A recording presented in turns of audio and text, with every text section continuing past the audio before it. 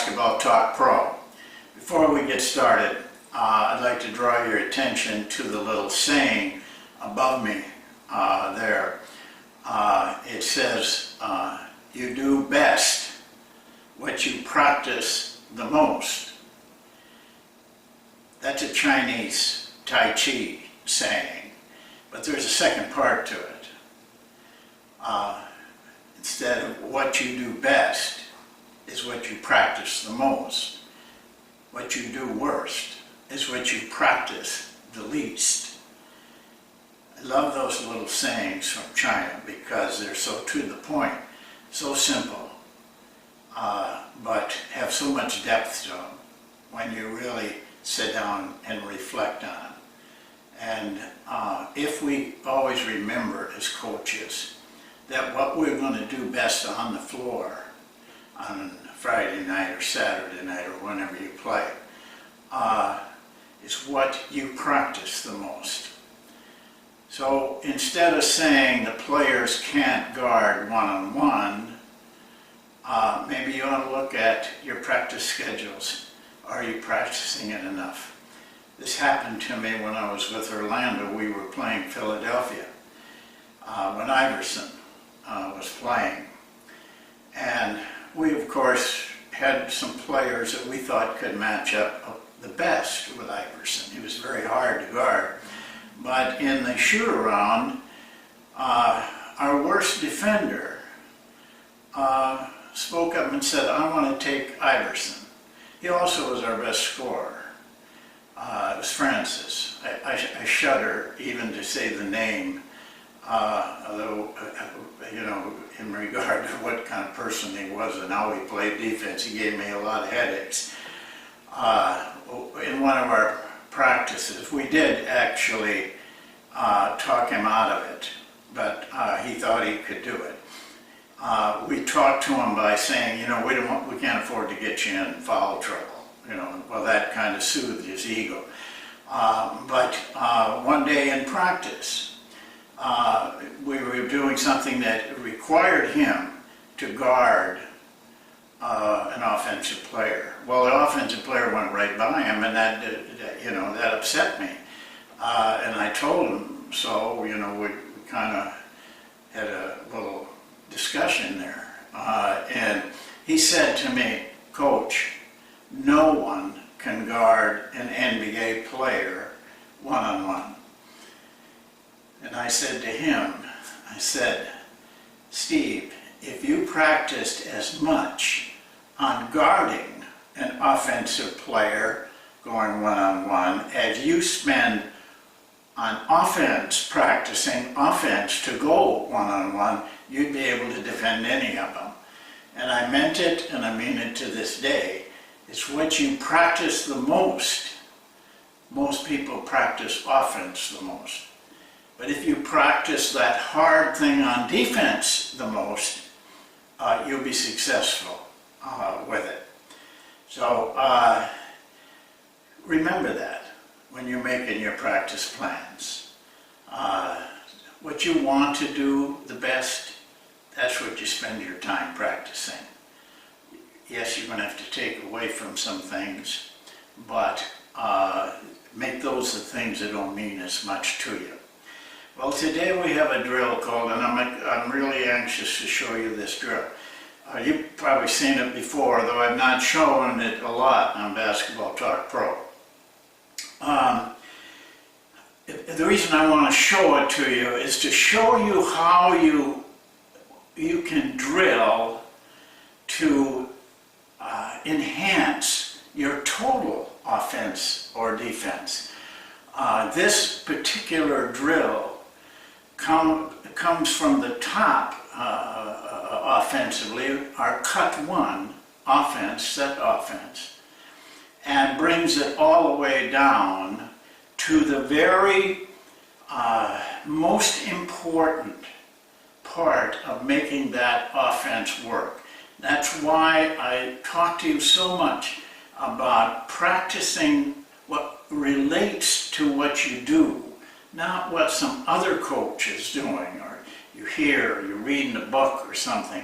It doesn't make that doesn't make any difference. It's what you do that your drills have got to exemplify. Now this drill, I just made this up because I knew that this had to be done right. And I had to work on this until the point where we could do it very well, or the play, cut one, did not work well. We could not score effectively off it. And I'm guessing that no matter what offense you're running, if you drew it out for me, I would be able to point out to you exactly what you need to practice, what part of it you need to break it down to. So let me show you this. And remember what I just said. It's developing a small part that is incremental to the whole. That's what you have to do as a coach. Well, this drill, I'll give you the purpose of this drill is to teach our players how to set up and cut off of a back pick. That's very crucial to cut one. Now, here's how we run it. We put a coach here, just works better. We line up these players here, about half the team. First three players have a ball. Like all of my drills, offensive drills, we work with three balls. Over here we have wing players. Okay, one of them steps on, the first guy in the line steps out.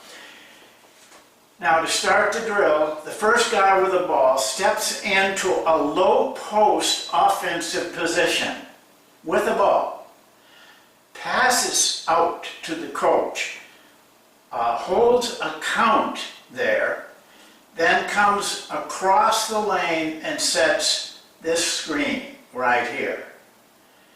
Okay. Then this guy cuts off that screen. He immediately turns and goes to the elbow. The coach can throw to either the cutter or this cutter. If you know cut one, you know this part of the offense. And even though we do some things building up to it, this is where it all counts, right there. If you're drawing this, make that same circle, because that's where it counts. Now I'm going to walk you through the drill.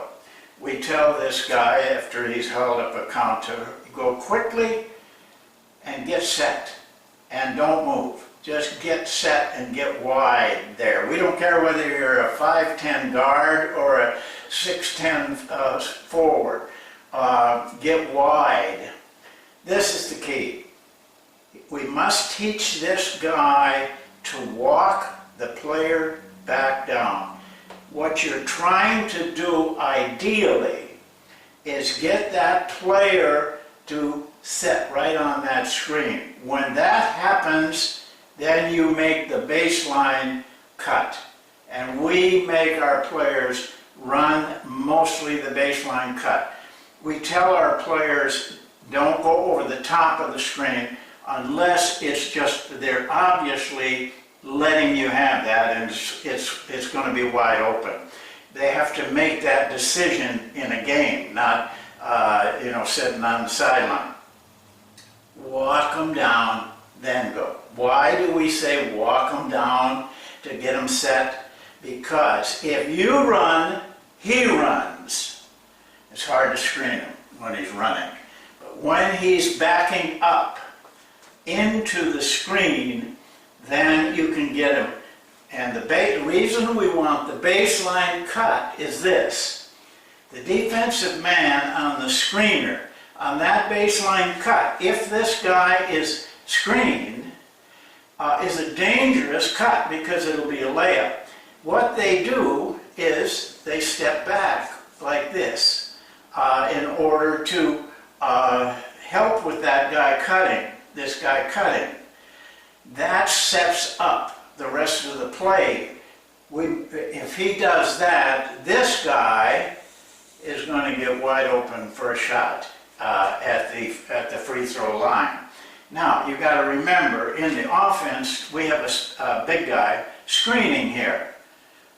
So he's going to come down. This guy steps off. He's going to run right into a big guy screening.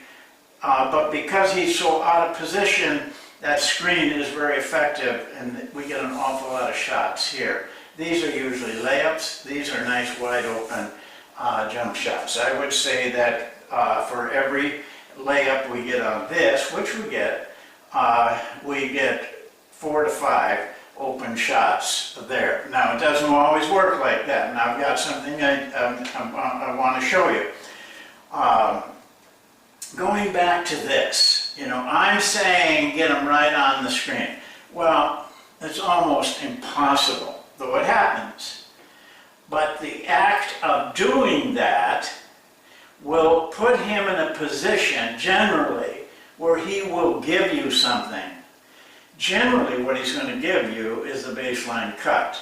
Because his mind, if you can come here, you're dangerous. Well, you're a lot more dangerous here. Because he doesn't know or isn't aware of where the ball is. The ball is here, which makes that cut a lot more easy to pass to.